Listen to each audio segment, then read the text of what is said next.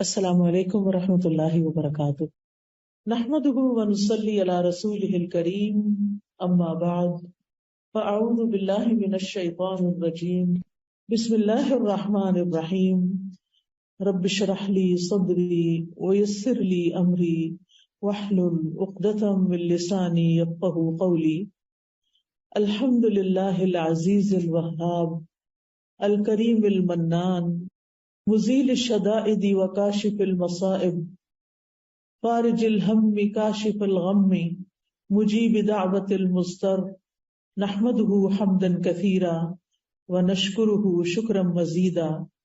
ہر قسم کی حمد تعریف اللہ رب العزت کے لیے ہے، جو عزت والا اور غلبے والا ہے، خوب عطا کرنے والا ہے، نہایت معزز اور بہت احسان کرنے والا ہے۔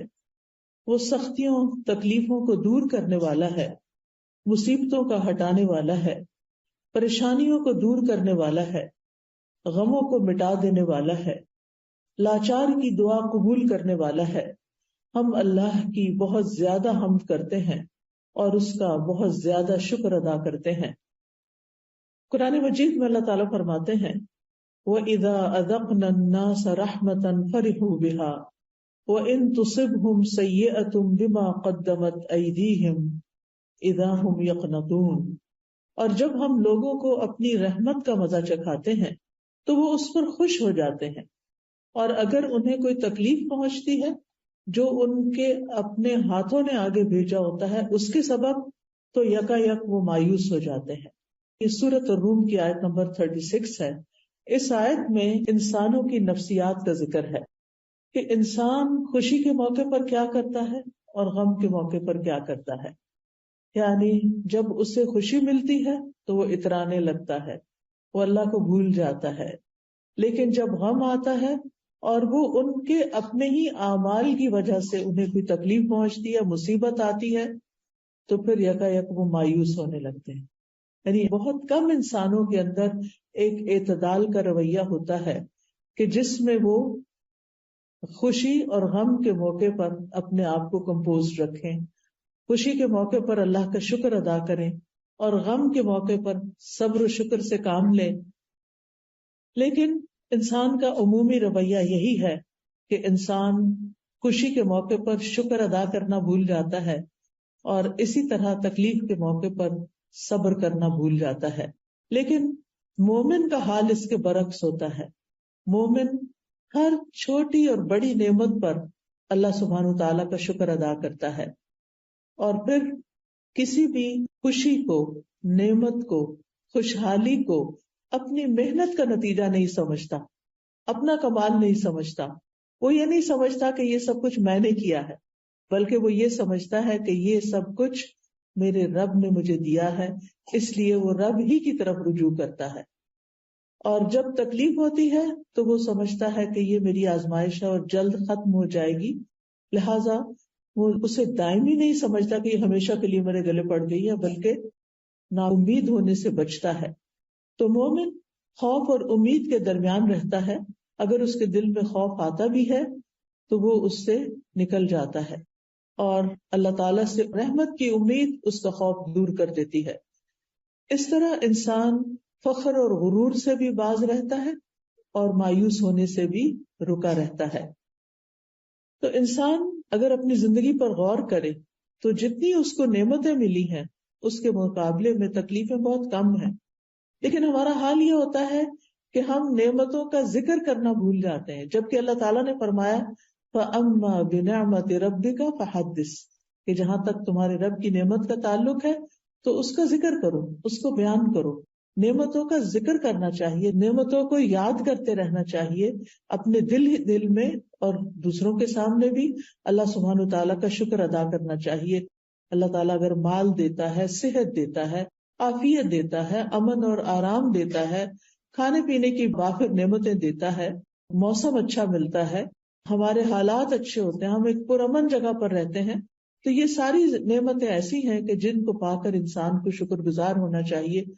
اور اس کے ساتھ یہ کہ انسان ہمیشہ اللہ تعالیٰ کی طرف رجوع کرتا رہے اور اپنا کمال اس کو نہ سمجھے، اور کسی بھی نعمت کے ملنے پر ناشکری سے بچے، کیونکہ انسان کی فطرت میں یہ چیز بھی ہے کہ جب اس کو کوئی ایک چیز مل جاتی ہے تو وہ اس پر قناعت نہیں کرتا، وہ چاہتا ہے اس سے اور آگے ملے اور آگے ملے، لہذا وہ اس کو بھول کر اور کی تلاش میں نکل کھڑا ہوتا ہے، لہذا جو نعمتیں اس کو ملی ہوتی ہیں ان سے بھی پوری طرح فائدہ نہیں اٹھاتا۔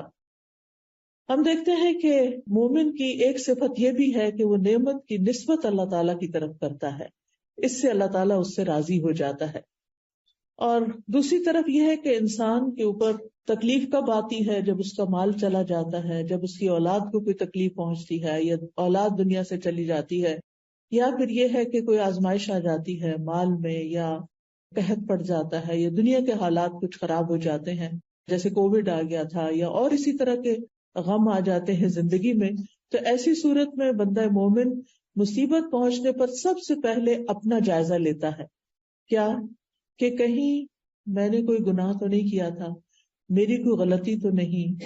مثال کے طور پر اگر بچے کی طرف سے کوئی تکلیف آئی ہے، بچہ ستا رہا ہے، بچے کی طرف سے کوئی پریشانی ہے، تو انسان کو فوراً سوچنا چاہیے کہ کہیں میں نے اپنے والدین کو تو کوئی تکلیف نہیں دی تھی، کہیں ایسا تو نہیں کہ میں نے اس کی تربیت میں کوئی کمی کی ہو، کہیں ایسا تو نہیں کہ میں اس کو ٹائم کم دیتی ہوں، کہیں ایسا تو نہیں کہ میں نے اس کو وہ کچھ سکھایا نہیں جو سکھانا چاہیے تھا۔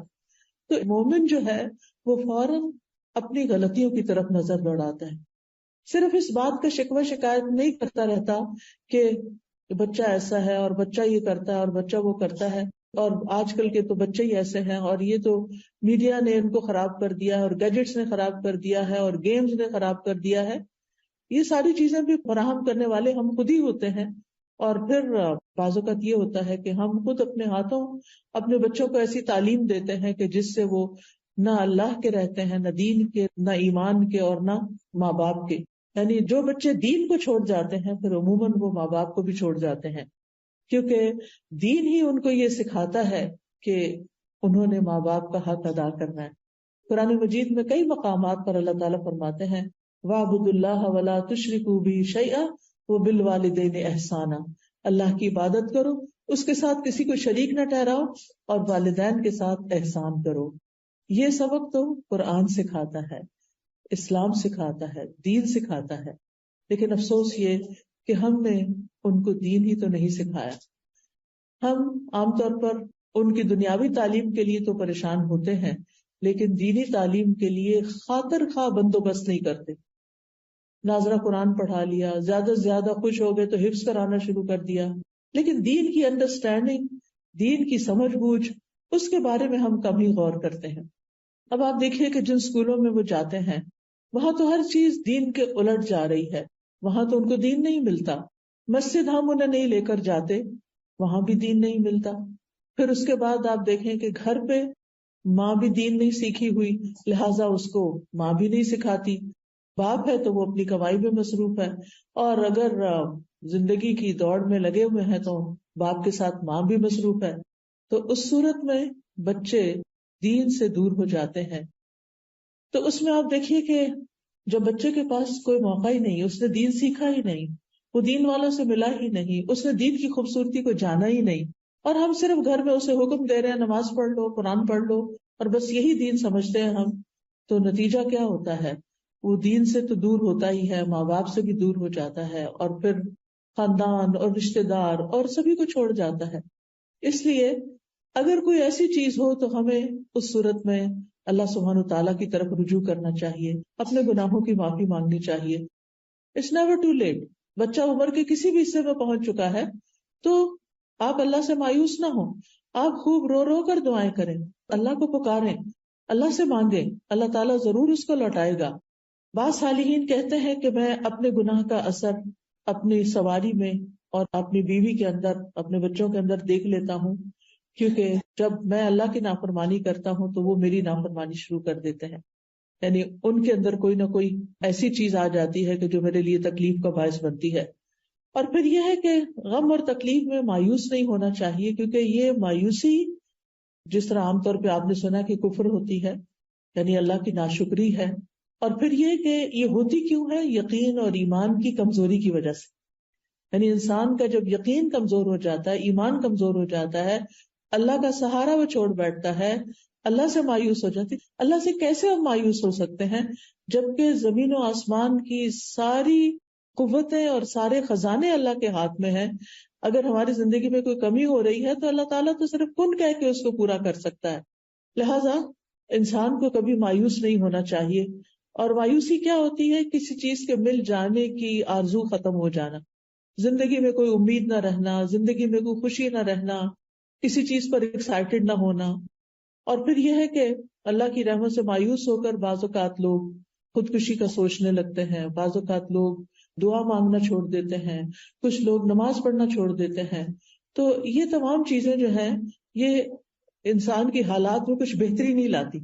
ان چیزوں سے انسان اور تکلیف میں ہی چلا جاتا ہے. یا پھر زیادہ سے زیادہ کیا ہوتا ہے کہ انسان کسی کو فیس نہیں کرنا چاہتا، کسی گیدرنگ میں نہیں جانا چاہتا، کسی کے ساتھ ملنا جلنا چھوڑ دیتا ہے، لوگوں سے کٹ آف ہو جاتا ہے، تنہائی کا شکار ہو جاتا ہے، دن بھر سوتا رہتا ہے، راتوں کو جا کے روتا رہتا ہے. تو زندگی ایک عذاب بن کے رہ جاتی ہے. تو اس لیے بہت ضروری ہے کہ انسان مایوسی سے نکلے، ڈپریشن سے نکلے اور اللہ سبحانہ وتعالیٰ کو تھام لے، اللہ کی طرف رجوع کرے اور اس وقت کے گزرنے کا انتظار کرے. اللہ سبحانہ وتعالیٰ قرآن مجید میں بندوں کو مایوس ہونے سے منع فرماتا ہے کہ لا تقنطوا من رحمت اللہ ان اللہ یغفر الذنوب جميعا. اللہ کی رحمت سے مایوس نہ ہو. اللہ سبحانہ وتعالیٰ سارے گناہ یقینی طور پہ معاف کر سکتا ہے، وہ معاف کر دے گا. اسی لیے مایوسی کو ایک کبیرہ گناہ کہا گیا اور اسے گمراہ لوگوں کی صفت کہا گیا. وَمَن يَقْنَطُ مِن رَحْمَتِ رَبِّهِ إِلَّا الضَّالُّونَ. اور گمراہوں کے سوا کون اپنے رب کی رحمت سے نا امید ہو سکتا ہے. یعنی اس کا مطلب یہ ہے کہ اگر کوئی انسان مایوسی کا شکار ہے تو وہ سیدھے رستے سے ہٹ گیا ہے. جو رستہ اللہ سبحانہ تعالیٰ کی طرف جاتا ہے اور اللہ سبحانہ تعالیٰ کی رحمت جس سے انسان پاتا ہے، تو ایسی صورت میں انسان نا امید نہیں ہو سکتا. نا امیدی جو ہے یہ اللہ تعالیٰ کی بے ادبی کی ایک قسم ہے، اور اللہ تعالیٰ سے مایوس ہونا اللہ تعالیٰ کی صفات کا بھی انکار ہے. اور اللہ کی رحمت سے نا امید ہونا جو ہے وہ انسان کے اپنے حق میں سب سے زیادہ نقصان دہ ہے. پھر ہم دیکھتے ہیں کہ اللہ سبحانہ تعالیٰ اپنے بندوں کو مایوس ہونے سے بچاتا ہے، اور اس کے لیے بارش کی مثال دی جاتی ہے کہ وہی ہے جو بارش برساتا ہے جبکہ لوگ نا امید ہو چکے ہوتے ہیں، اور اپنی رحمت کو پھیلا دیتا ہے، اور وہی مدد کرنے والا ہے اور تمام تعریفوں کے لائق ہے. اسی طرح ایک حدیث قدسی میں آتا ہے، نبی صلی اللہ علیہ وسلم نے فرمایا، ہمارا رب عز و جل اپنے بندوں کی مایوسی پر ہنستا ہے حالانکہ حالات کی تبدیلی قریب ہوتی ہے. تو ایک نے عرض کیا، اے اللہ کے رسول صلی اللہ علیہ وسلم، کیا رب عز و جل بھی ہنستا ہے؟ اللہ تعالیٰ بھی ہنستا ہے؟ تو آپ نے فرمایا ہاں. تو انہوں نے عرض کیا، جو رب ہنستا ہے ہم اس کے ہاں خیر اور بھلائی کو کم نہیں پا سکتے، یعنی پھر وہ تو خوب خیر اور بھلائی کو عام کرنے والا ہے. سفیان ابن عیینہ کہتے ہیں، جس نے لوگوں کو اللہ کی رحمت سے مایوس کیا یا خود اللہ کی رحمت سے مایوس ہوا، اس نے دراصل ایک غلط کام کیا. یعنی نہ تو کسی کو مایوس کرنا چاہیے اور نہ خود مایوس ہونا چاہیے، کیونکہ مایوسی کفر اور ہلاکت کا سبب ہے، گمراہی کی ایک وادی ہے اور مایوسی میں تباہی ہے. اور مایوس ہونے والے جو ہیں وہ پھر کسی کام کے نہیں رہتے، نیکی کے کام میں سستی اور کمزوری آنے لگتی ہے. مایوسی سے انسان اللہ کے ذکر سے دور ہو جاتا ہے اور بعض اوقات گمراہیوں کی طرف اور گناہوں کی طرف چل پڑتا ہے.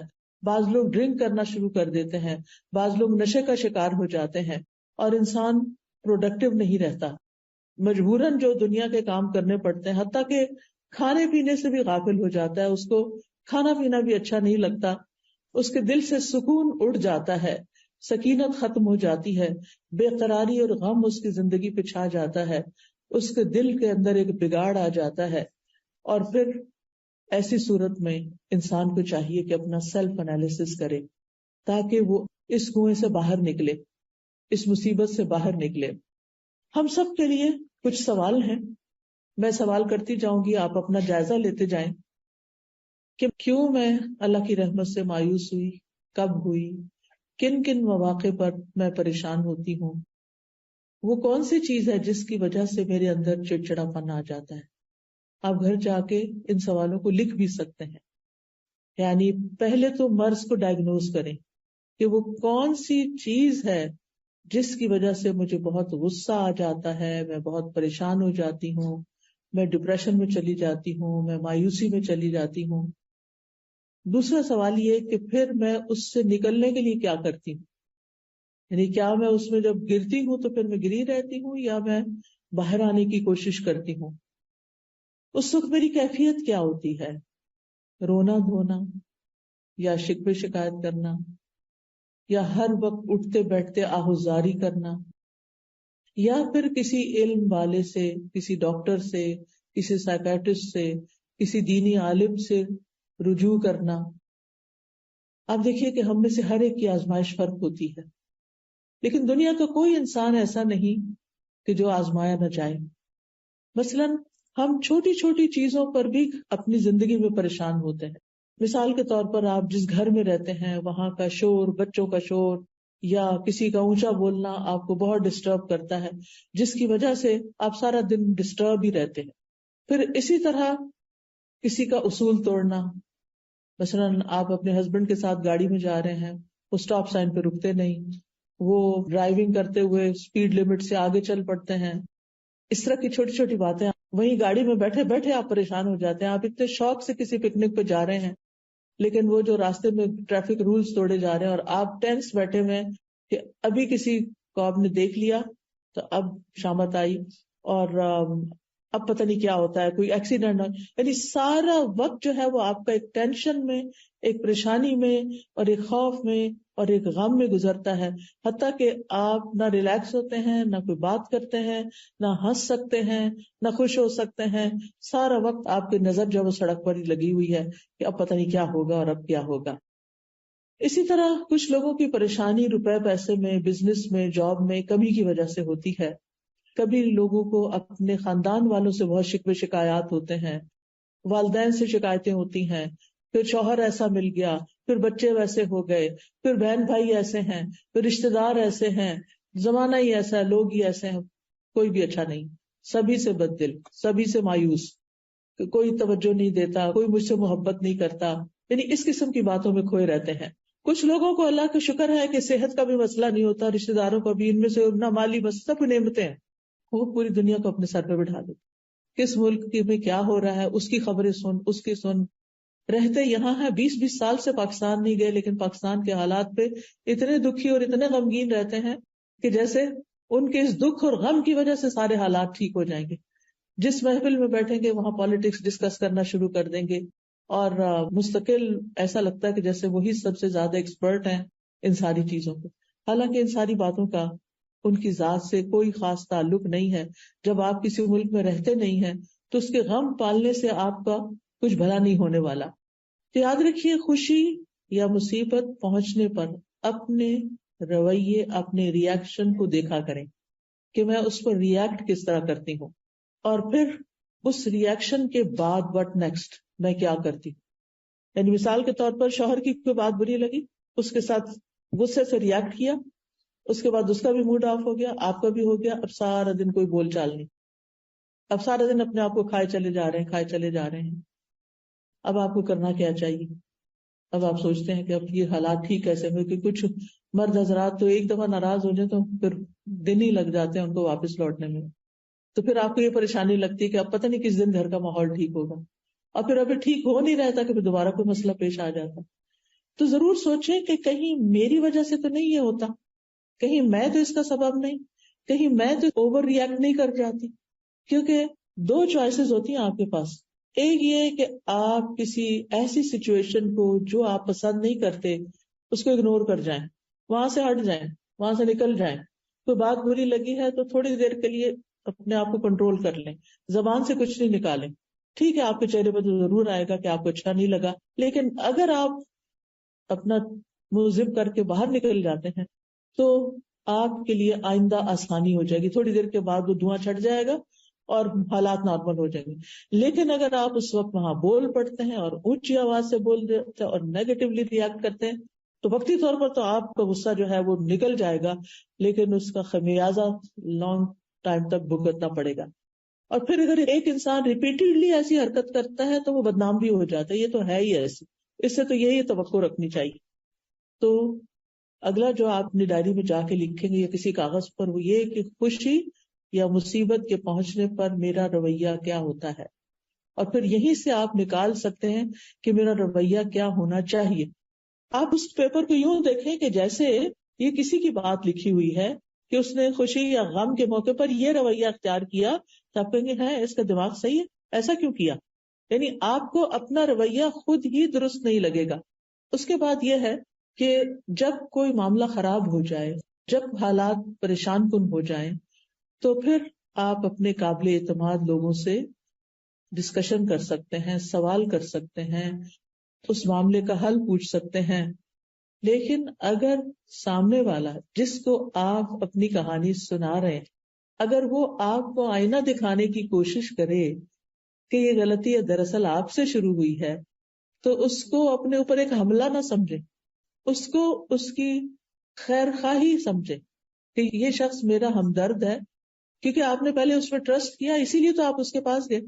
تو ٹرسٹ وردی شخص کو پھر ٹرسٹ ہی کریں، اس کی کسی بات کو مائنڈ نہ کریں، اس کی بات کو پرسنل نہ لے لیں کہ یہ تو ہے یہ ایسا. اور پھر یہ بعض اوقات لوگ انجسٹ بھی ہوتے ہیں، صحیح بات نہیں بھی کر رہے ہوتے، لیکن وہ اپنے تجربات سے بات کر رہے ہوتے ہیں، یہ ان کے ایکسپیرینسز آف لائف ہوتے ہیں جن کی روشنی میں وہ آپ کو مسائل کا حل بتا رہے ہوتے ہیں.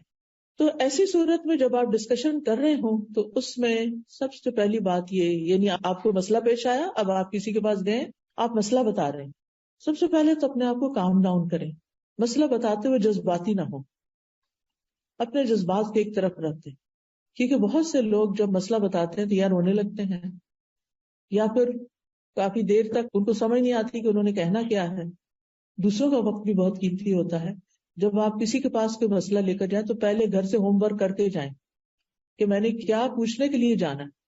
یہ نہیں کہ اس کے پاس بیٹھ کے بار بار یہ کہیں میں تو بہت کچھ سوچ کے آئی تھی لیکن میرے دماغ سے سب کچھ اڑ گیا ہے. تو اس طرح کی باتیں نہ کریں، بلکہ اپنا وقت بھی استعمال کریں اور دوسرے کا بھی کریں، چاہے بہن ہی ہو، آپ کی دوست ہو، آپ کے ہسبینڈ ہو، کوئی بھی ہو.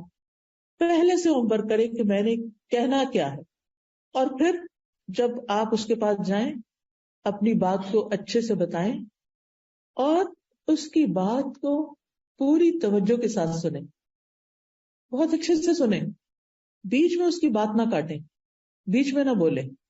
جب وہ بتانے لگے، کچھ آپ کو سمجھانے لگے، چاہے آپ کو پسند آ رہا ہے یا نہیں آ رہا، جواب آپ کی مرضی کے مطابق ہے یا نہیں ہے، تو آپ اس کو سن لیں ایک دفعہ، کوئی اور رائے نہ دیں.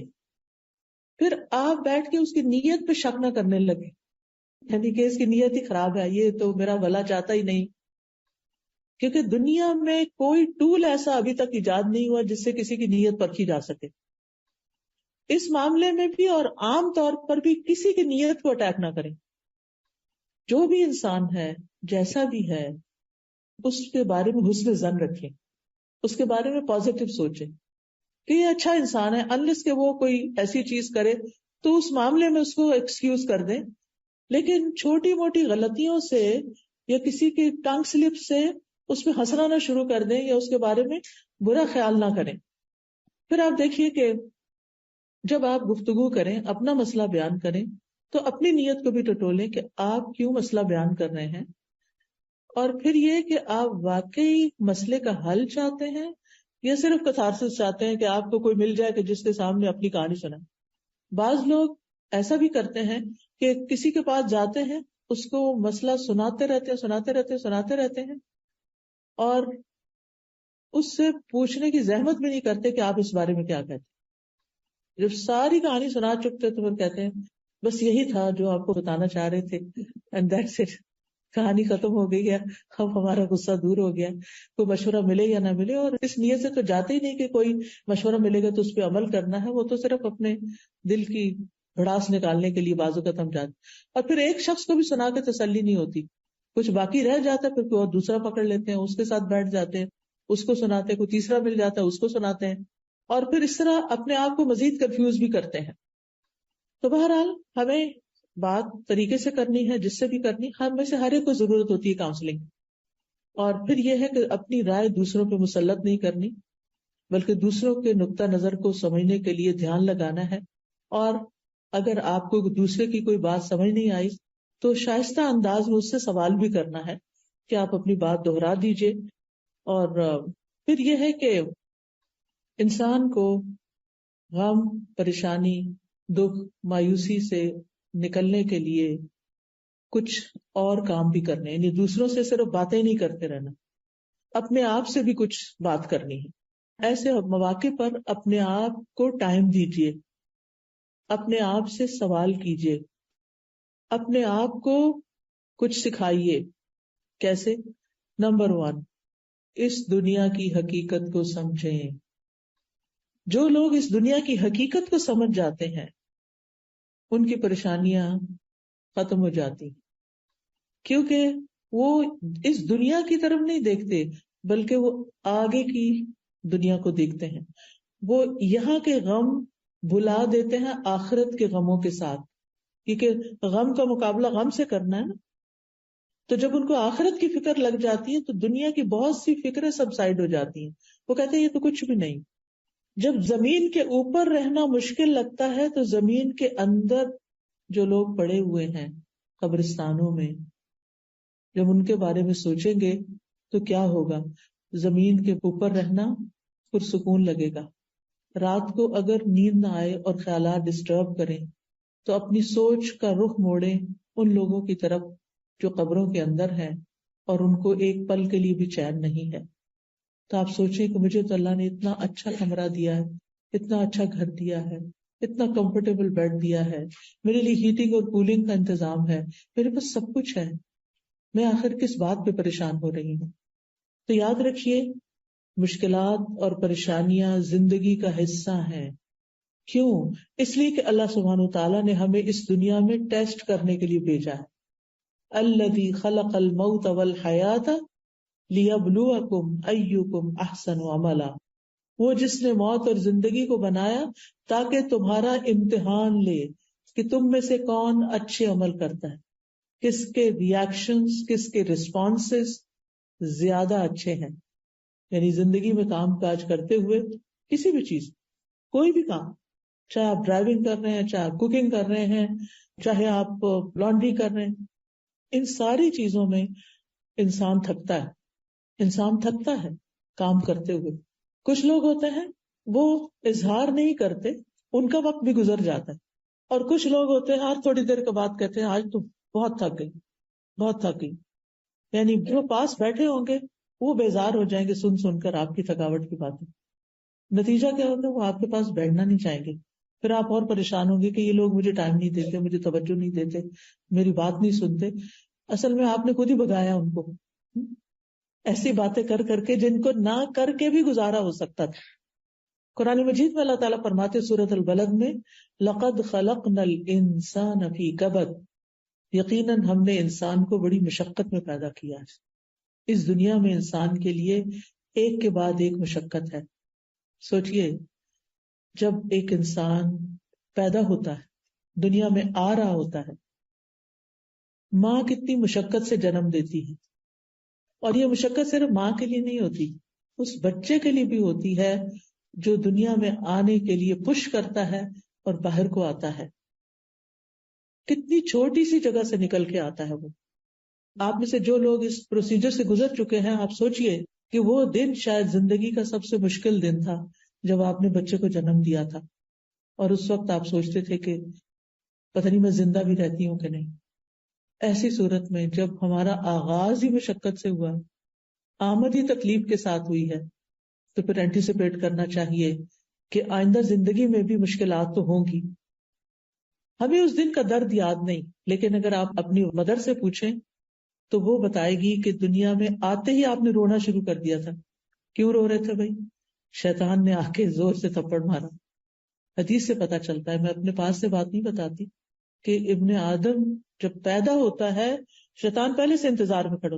اپنے رشتے دار تو باہر کھڑے ہوتے ہیں نا، یعنی جب بچے کی پیدائش ہوتی ہے تو باقی تو ماں باپ یا بہن بھائی باہر کھڑے ہوتے ہیں انتظار میں، شیطان اندر پہنچا ہوا ہوتا ہے. اس لیے جو بچیاں بھی بچوں کو جنم دیتی ہیں وہ اس وقت یا تو قرآن کی تلاوت سنتی رہیں یا آیت الکرسی لگائیں یا اللہ کا نام ذکر کریں، خود بھی ذکر کریں اگر ہمت ہے، ورنہ جو آپ کے ساتھ ہیں وہ آپ پر پڑھ کے سنائیں. اب تو الحمدللہ اگر کسی کو نہیں بھی پڑھنا آتا تو اپنے سیل فون پہ آپ قرآن مجید کی سورت کوئی بھی لگا کے، سورت الرحمن لگا دیں، سورت مریم لگا دیں، کوئی بھی سورت لگا دیں، آپ سورت طٰہٰ لگا دیں، آپ اس کو سن سکتے ہیں. سورت البقرہ لگا دیں، سورت البقرہ لگانے سے شیاطین بھاگتے ہیں. تو بہرحال اس وقت شیطان آ کے بچے کو ٹھونکا لگاتا ہے اور پھر انسان روتا ہے. اور آپ نے دیکھا ہوگا کہ جو بچہ روتا نہیں ہے نا، ڈاکٹر اس کو کیا کرتے ہیں؟ رلاتے ہیں، اس کو تھپکاتے ہیں اور رلاتے ہیں.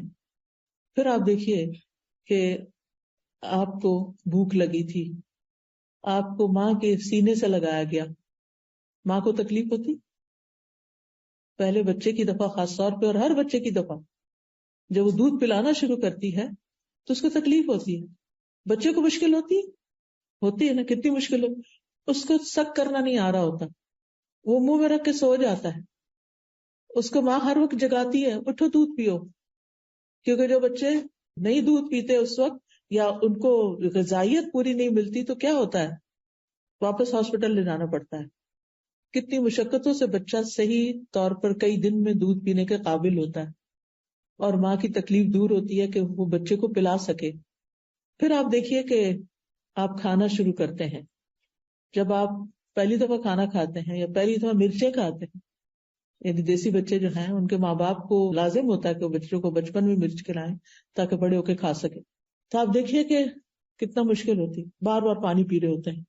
مجھے اچھی طرح یاد ہے کہ جب میں چھوٹی تھی تو کھانے کے 7 گلاس، ہر نوالے کے بعد پانی، ہر نوالے کے بعد پانی. کتنا نقصان دہ ہے، لیکن مرچیں برداشت نہیں ہوتی. بہرحال پھر آپ دیکھیے کہ بولنا شروع کرتے ہیں، مشکل ہوتی، کتنی مشکل ہوتی ہے. بچے کو کتنی دفعہ ایک لفظ سنانا پڑتا ہے، بار بار بار بار، پھر وہ سیکھتا ہے. پھر آپ دیکھیں کہ الفاظ جوڑتے ہیں، پھر جملے بناتے ہیں، پھر پیراگراف بنتے ہیں. لکھنا شروع کرتے ہیں، مشکل ہوتی. کوئی کٹنگ آرٹ اینڈ کرافٹ کرتے ہیں، مشکل ہوتی ہے. پھر آپ بچے کو بٹھاتے ہیں، کتنی دفعہ پٹکتا نیچے، سر اس کا لگتا ہے جا کے گر جاتا ہے. کبھی اس کو سہارے دے دے کے بٹھاتے ہیں، کبھی کہیں بٹھاتے ہیں. پھر کرال کرنے میں مشکل ہوتی. پھر آپ دیکھیے کہ چلنے میں تو اور مشکل ہے، ہر چند قدم کے بعد بچہ گرتا ہے. جب دوڑنے لگتا ہے تو ٹکراتا ہے چیزوں سے جا جا کے. بچپن کی مشقتیں ہمیں یاد نہیں ہوتی، وہ تو ہماری ماں برداشت کرتی ہے نا ساری کچھ، جس کو پھر ہم بڑے ہو کے بھول جاتے ہیں اور اس کی چھوٹی چھوٹی باتوں کو مائنڈ کرتے ہیں. پھر اسکول جانے میں مشکل ہوتی. بچے کتنا روتے ہیں، کتنا تنگ کرتے ہیں. صبح اٹھانے میں، جتنے دن اسکول جاتے ہیں بچے، صبح کے گھر میں ایک ہنگامہ ہوتا ہے، اور بچوں کو چھوڑ کے آنا، لے کے آنا. پھر انسان سوچتا ہے کہ اب ہائی اسکول تک پہنچ گیا. ہائی اسکول بڑا مشکل ہے. پھر ہائی اسکول کی گریجویشن ہو گئی، شکر ہے ایک کام ختم ہوا. سمجھتے ہیں کہ شاید مشکل یہاں ختم ہو گئی. پھر کیا ہوتا ہے؟ یونیورسٹی ہے، یونیورسٹی ختم ہو گئی. یونیورسٹی کے جتنے بھی سال ہیں مشقتوں میں گزارے، بڑی بڑی کتابیں پڑھتے، اسائنمنٹس کرتے اور پروجیکٹس بناتے. پھر کیا ہوا؟ پھر اب اس کے بعد جاب چاہیے، ڈگری پہ ڈگری لے چکے ہیں، جاب نہیں مل رہی، مشقت پہ مشقت، خدا خدا کر کے جاب ملی. اب شادی کرنا ہے، ایک رشتہ دیکھ رہے ہیں، دوسرا دیکھ رہے ہیں، تیسرا دیکھتے ہیں، رشتہ پسند نہیں آ رہا، شادی کو تاخیر ہو رہی. پھر ایک اور مشقت، شادی ہو گئی، اب سب کی نظریں لگی ہوئی ہیں بچہ کب ہوتا ہے. ایک اور مشقت، کس کس کے سوالوں کا جواب دوں، کس کس کا جواب دیں. یعنی ینگ گرلس کے اوپر مجھے رحم آتا ہے کہ جن کو ہر آنٹی پوچھنے کھڑی ہو جاتی ہیں کوئی خوشخبری. بھائی جب کوئی آئے گی تو آپ کو بھی پتا چل جائے گا کہ آپ نے دعائیں کرنی ہیں، آپ دعائیں کریں. اور پھر خاص طور پر جن عورتوں کو کمپلیکیشنز ہو جاتی ہیں، ایک سے زیادہ بچہ پیدا نہیں کر سکتی. میری ایک بہت ہی سمجھدار اسٹوڈنٹ تھی اور لکھتی تھی اخباروں میں اور بہت قابل. ان کا ایک بچے کے بعد دوبارہ کہ کوئی کمپلیکیشن ہو کہ بچہ پیدا نہیں ہو سکتا، اور وہ اس بات سے اتنی فرسٹریٹ ہوتی تھی کہ ہر دوسرا بندہ اس سے پوچھ رہا ہوتا تھا کہ تم اور بچے کیوں نہیں پیدا کر رہے، کیوں نہیں تمہارے بچے ہوتے، کیوں نہیں ہوتے. یہ اللہ کی مرضی، جتنے بچے دنیا میں آنے نا اتنے ہی آنے ہیں، آپ زیادہ نہیں کر سکتے باتیں کر کر کے. اور پھر ججمنٹل ہو جاتے ہیں ہم کہ یہ تو پیدا کرنا ہی نہیں چاہتی، یہ تو بہت آزاد خیال ہے، اور یہ تو بس چائلڈ لیس زندگی گزارنا چاہتی. اپنے پاس سے باتیں، لیکن آپ کو کہاں سے پتا چل گیا؟ آپ نے اس سے جا کے کوئی انٹرویو کر کے آئے کہ وہ کیا چاہتے ہیں اور کیا نہیں. اور اگر بفرض محال وہ چاہتی بھی ہے تو وہ تو اس کی چوائس ہے نا. پھر آپ کو غیبت کرنے سے کیا ملے گا؟ آپ کو باتیں بنانے سے کیا حاصل ہوگا؟ بہرحال شادی ہو جاتی ہے کہ مشکلات ختم ہو گئی. شادی کے بعد کیا ہوتا ہے؟ کچھ دن تو اچھے گزرتے ہیں، پھر وہاں بھی مشکلات شروع ہو جاتی ہیں، انڈرسٹینڈنگ کی مشکلات ہو جاتی ہیں. آپ دیکھیے کہ طلاق کی شرح شادی کی شرح سے زیادہ ہے اس وقت. اتنی شادیاں نہیں ہوتی جتنی طلاقیں ہو رہی ہیں. ایک دفعہ طلاق، 2 دفعہ طلاق، تیسری دفعہ طلاق. دوبارہ شادی کرنا چاہتے ہیں، سیٹل ہونا چاہتا ہوں، پرسکون ہونا چاہتا ہوں، کیونکہ ہم سمجھتے ہیں شادی ہوگی، سیٹل ہو گئے، پرسکون ہو گئے، بات ختم. شادی ہوگی، اب آپ دیکھیں اس کے بعد کیا؟ اب گھر چاہیے، اب گھر بنانے کے لیے پیسے چاہیے، اب اس کے لیے ایک اور مشقت شروع ہو گئی. ایک جاب سے کافی نہیں ہوتا، 2 جاب چاہیے، 3 جاب چاہیے. بیوی کو بھی کام کرنا ہے، سب کو مل کے کرنا ہے. مشکلات ختم تو نہیں ہوئی. گھر بن گیا، آپ دیکھیے کہ گھر بھی بن جاتا ہے، ہر چیز ہے، فرنیچر بھی ہے، کھانے بھی ہیں، سب. زندگی اچھی ہو گئی، زیادہ اچھی جاب مل گئی، ریل پیل ہو گئی ہر چیز کی. اب بچے بڑے ہو گئے ہیں، اب کیا مشکل ختم ہو گئی؟ مشکل ختم نہیں، مشکل نہیں ختم. پھر کیا ہے؟ بچوں کے مسائل، پھر ان کی شادیاں، پھر ان کے بچوں کے مسائل. چلے یہ تو زندگی ایسے گزری. کہنے کا یہ اتنی لمبی کہانی سب آپ کو پتا ہے. یاد دہانی کرانے کا مطلب یہ ہے کہ لقد خلقنا الانسان فی کبد، انسان مشقتوں میں پیدا ہوا. اس لیے زندگی کو پھولوں کی سیج نہ سمجھیں. زندگی میں صرف خوشیاں مت تلاش کریں، اپنے آپ کو اسٹرانگ کریں تاکہ آپ مسائل سے نبٹ سکیں، آپ مشکلات کو فیس کر سکیں، آپ ان کا سولوشن سوچ سکیں، آپ خود بھی کھڑے ہو سکیں، دوسروں کو بھی کھڑا کر سکیں، اپنے غم بھی دور کر سکیں اور دوسروں کے بھی کام آ سکیں. کیونکہ ایمان ہی ایسی چیز ہے کہ جس کے ساتھ انسان مضبوط ہو سکتا ہے. اللہ کی ذات پہ بھروسہ اور توکل ہی ایسی چیز ہے کہ جس کے سہارے انسان ان مشکلات کو ڈیل کر سکتا ہے، نبٹ سکتا ہے، اور ان کو مشکلات نہیں سمجھتا بلکہ اپنی روٹین کے کاموں کو اور اپنی زندگی کی گاڑی کو چلائے رکھتا ہے. اب آپ دیکھیے یہ زندگی مشکل ہے، لیکن کیا موت کا دن مشکل نہیں؟ اگر موت کی مشکلات جاننا چاہتے ہیں تو پیلیٹیو کیئر کے ڈپارٹمنٹ میں کچھ دن والنٹیئر کیجیے، اور پھر دیکھیے کہ جب لوگوں کی جان نکلتی ہے، جب وہ جاتے ہیں تو کتنے کتنے دن بعض اوقات نزع کے عالم میں رہتے ہیں، اور پھر احادیث سے ان کی ڈیٹیل معلوم کریں کہ موت کی سختیاں کیا چیز ہیں. نبی صلی اللہ علیہ وسلم اپنے آخری وقت میں بار بار ان پہ غنودگی طاری ہو جاتی تھی، پانی کا پیالہ رکھا ہوا تھا جس میں ہاتھ ڈال کے اپنے چہرے پہ پانی لگاتے تھے اور فرماتے تھے ان للموت سکرات، موت کی سختیاں ہیں. اور دعا بھی مانگنی چاہیے کہ اللہ تعالیٰ ہمارے لیے وہ آسان کر دیں. روح کا نکلنا کوئی آسان دن نہیں، مشکل مرحلہ ہے. روح جسم سے 4 سٹیجز میں نکلتی ہے. سب سے پہلے تو روح جسم میں اکٹھی ہوتی ہے ایک جگہ، پاؤں کی انگلیوں سے شروع ہو کے، ہاتھوں کی انگلیوں سے شروع ہو کے. اسی لیے آپ دیکھیں کہ جو لوگ فوت ہو رہے ہوتے ہیں نا، اگر آپ ان کے ہاتھوں کو ہاتھ لگائیں بالکل ٹھنڈے برف ہو چکے ہوتے ہیں. پھر آپ دیکھیں کہ ساری جگہ سے اکٹھی ہو کے ایک جگہ پر آتی ہے جس کے بارے میں اللہ تعالیٰ فرماتے ہیں کلا اذا بلغت التراقی، ہرگز نہیں، جب جان حلق تک پہنچ جائے گی، یہاں تک آ جاتی، کالر بون تک، ہنسلی کے پاس آ جاتی ہے، تو یہاں پر پھر شدید درد ہوتا ہے، اور یہ دردناک لمحہ ہوتا ہے. وہ بلغت القلوب الحناجر، یوں لگتا ہے دل منہ سے باہر نکل آئے گا. پھر روح نکلنے کا مرحلہ ہوتا ہے والنازعات غرقا، ان فرشتوں کی قسم جو جسم کے اندر گھس کے روح کو نکال کے لے جاتے ہیں. والناشطات نشطا، اور ان کی قسم جو آسانی سے مومنوں کی جان نکال لیتے ہیں. یعنی کافر کی جان نکالنا زیادہ مشکل ہوتی ہے بنسبت مومن کی، کیونکہ اس کی روح باہر نکلنا نہیں چاہتی. اس کو پتا ہے کہ آئندہ موت کے فرشتے دیکھے جو بہت ہی یعنی نیک روحوں کے پاس تو اچھے فرشتے آتے ہیں، جیسے اچھا ڈاکٹر آ جائے تو آپ کی تکلیف ہلکی ہو جاتی. تو جو نیک لوگ ہوتے ہیں ان کے پاس اچھے فرشتے خوش شکل، اچھے لباس میں، اچھی وضاحت، خوشبو کے ساتھ اور نرمی کے ساتھ وہ آتے ہیں اور بیٹھ جاتے ہیں، اور پھر کہتے ہیں یا ایتھا النفس المطمئنہ، اے نفس مطمئنہ، ارجعی الی ربک راضیۃ مرضیہ، واپس چلو اپنے رب کی طرف. وہ تو تم نے ٹیسٹ کے لیے یہاں بھیجا تھا، اب واپسی کا وقت ہے.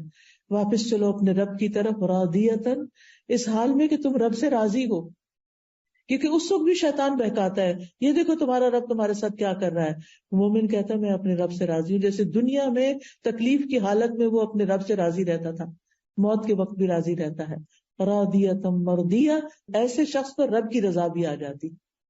اور اس کو کیا صدا ملتی، کیا آواز آتی ہے؟ فادخلی فی عبادی وادخلی جنتی. آؤ میرے نیک بندوں کے ساتھ تم بھی جمع ہو جاؤ، آؤ میری جنت میں داخل ہو جاؤ. کتنا اچھا انجام ہے اس شخص کا جو نفس مطمئنہ رکھتا ہے، دنیا کی مشکلات میں ہوش و حواس نہیں کھو بیٹھتا، دنیا کی تکلیفوں میں اپنے رب سے راضی رہتا ہے.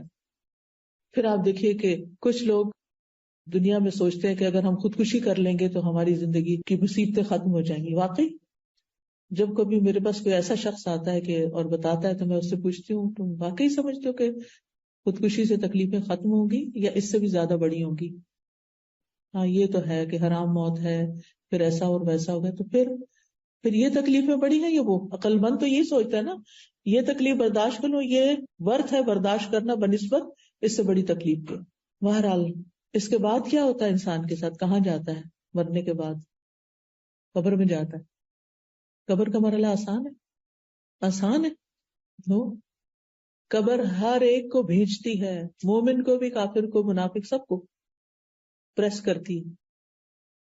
اور پھر کیا ہوتا ہے؟ منکر نکیر آ جاتے ہیں. وہ کیا کرتے ہیں؟ سوال کرتے ہیں من ربو کا، ما دینو کا، من نبیو کا، اور بڑے سخت انداز میں سوال کرتے ہیں، جیسے کوئی پولیس مین جو کسی مجرم سے سوال کر رہے ہیں اور ڈانٹ ڈپٹ کے کر رہے ہیں.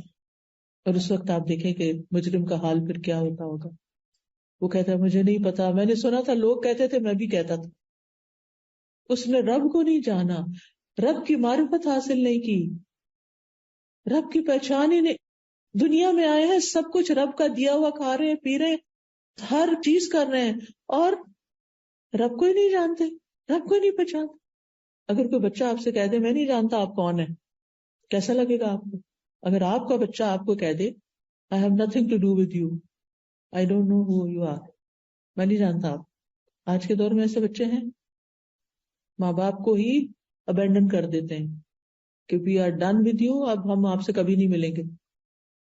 کل ہی مجھے کسی نے بتایا. اور ایسے ماں باپ کا حال دیکھنے والا ہوتا ہے کہ جو اپنی ساری محنت کر کے، کما کما کے، تھک تھک کے ان کی یونیورسٹی کی فیس بھرتے ہیں اور ان کے زندگی کی ہر خواہش پوری کرتے ہیں.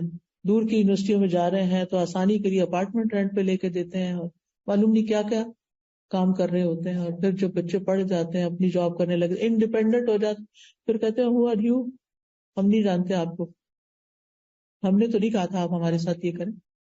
اللہ تعالیٰ ایسے برے وقت سے سب کو بچائے اور سب کے بچوں کو نیک بنائے. لیکن یہ کہ یہ بھی ایک آزمائش ہوتی ہے. بہرحال اللہ تعالیٰ کو کیسے لگتا ہوگا جب ہم اللہ ہی کو نہیں پہچانتے، اللہ تعالیٰ کی صفات ہی نہیں جانتے، اللہ تعالیٰ کے نام ہی نہیں جانتے. ہم میں سے کتنے لوگ ہیں جن کو 99 نیم زبانی یاد ہو اللہ تعالیٰ کے، اور پھر ان کا مطلب بھی آتا ہو؟ ہمیں اللہ تعالیٰ کا پتہ ہی نہیں ہے. وہ ہمارا رب ہے. وہ رب کون ہوتا ہے؟ زندگی میں مایوسی آتی ہی اس وقت ہے جب انسان رب کو نہیں پہچانتا. اور جو رب پہ توکل کرتا ہے، رب پہ بھروسہ کرتا ہے، رب کو جانتا ہے، تو وہ کبھی رب سے مایوس نہیں ہوتا. جیسے اس صحابی نے کہا نا، رب ہنستا ہے، پتہ چل گیا رب ہنستا ہے. اچھا وہ ہنستا ہے تو پھر ہمیں کوئی پریشانی نہیں، اس سے ہمیں خیر ہی کی توقع ہے. پھر آپ دیکھیے قبر کے بعد کیا ہوگا. قبر کے فرشتے تو آ چکے، وہ کوئی عبایا میں نہیں آئیں گے، وہ کسی اچھے خوبصورت لباس میں نہیں آئیں گے. ان کی آنکھوں کا رنگ نیلا اور جسم کا شاید کالا اور بہت بھیانک شکل، اور وہ زمین کو یوں کھودتے ہوئے اندر آ جائے گے قبر کے اندر. کوئی بھی ساتھ نہیں ہوگا، کوئی غمخوار، کوئی سوائے اپنے اعمال کے. جب سر کی طرف سے کوئی چیز آئے گی تو قرآن آ جائے گا، جب دائیں طرف سے نماز آ جائے گی، پاؤں کی طرف سے نیک اعمال، لوگوں کی خدمتیں جو بھاگ بھاگ کے کی ہوں گی، وہ سارے آ کے مومن کو سراؤنڈ کر لیں گے اور اسے کوئی تکلیف نہیں پہنچنے دیں گے. لیکن ہم نے کتنی ایسی تیاری کر کے رکھی ہوئی ہے کہ یہ میری قبر کے لیے ہے سب کچھ. ہمیں اپنے بیڈ روم کی تو بہت فکر ہوتی ہے کہ اب ہمیں فرنیچر تبدیل کر لینا چاہیے، میٹرس اس سے اچھا والا آ گیا، اب وہ لے لیتے ہیں، کرٹن چینج کر لیتے ہیں، فلاں چیز، فلورنگ بدل لیتے ہیں، کیا سے کیا نہیں کرتے رہتے. لیکن قبر کے لیے کیا تیار کر رہے ہیں؟ کتنے نیک اعمال ہیں کہ وہ ہمیں کس طرح پروٹیکٹ کریں گے. کیونکہ قبر تک اولاد بھی جاتی ہے، واپس چلی جاتی ہے. بیوی بچے جاتے ہیں واپس چلے جاتے ہیں، جو مال متاع ہوتا ہے وہ بھی ان کے ساتھ پیچھے ہی واپس چلا جاتا ہے، صرف قبر کے اندر عمل اترتے ہیں. تو اگر ہماری نمازیں ہی پوری نہ ہوں اور ڈھنگ ہی نہ پڑی ہوئی ہوں تو وہ کیا کریں گی؟ اب دیکھیں نا، اگر آپ کو شیلڈ دیتے ہیں تو شیلڈ بھی تو اسٹرانگ ہونی چاہیے نا. یہ نہیں کبھی پڑھ لی کبھی نہیں، کبھی لیٹ پڑھ رہے ہیں کبھی کچھ کر رہے ہیں کبھی کچھ کر رہے ہیں، کبھی قضا کر کر کے ساری جمع کر. یہ کس طرح کی نمازیں ہیں؟ ایسی نمازیں کیا پروٹیکٹ کریں گی؟ تو ہم اپنے اعمال کا جائزہ لیں. پھر آخرت کے دن کو مشکلات ہیں جب لوگ قبروں سے اٹھیں گے، یہ ایک اور مشکل وقت ہوگا. لوگ اپنے گناہوں کے مطابق پسینے میں ڈوبے ہوں گے. پھر اعمال نامے تولے جانے کے، کیسا دل دھک دھک کر رہا ہوگا کہ پتہ نہیں وزن پڑتا ہے کہ نہیں ان کا، کیونکہ جو کام ریاکاری اور دکھاوے کے لیے کیے ہوں گے ان کا وہ وزن ہی نہیں ہوگا، چاہے وہ ڈھیر ہوں گے، لیکن جب وہ میزان میں رکھے جائیں گے تو میزان اٹھ جائے گا، کچھ بھی نہیں ہوگا اس میں.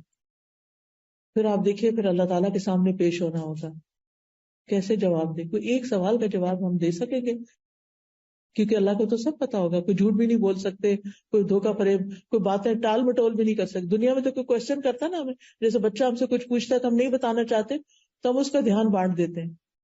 شوہر کچھ پوچھتا نہیں بتانا چاہتے تو ادھر ادھر بات کر دیتے ہیں. لیکن وہاں تو نہیں کچھ بھی کر سکیں گے. حدیث میں آتا ہے کہ تم اللہ تعالیٰ کے سامنے اس طرح کھڑے ہوگے کہ تمہارے دائیں طرف جنت ہوگی، بائیں طرف جہنم ہوگی، کہ رب تمہارے سامنے ہوگا، اور پھر اس وقت تمہیں کوئی چیز کام نہیں دے گی.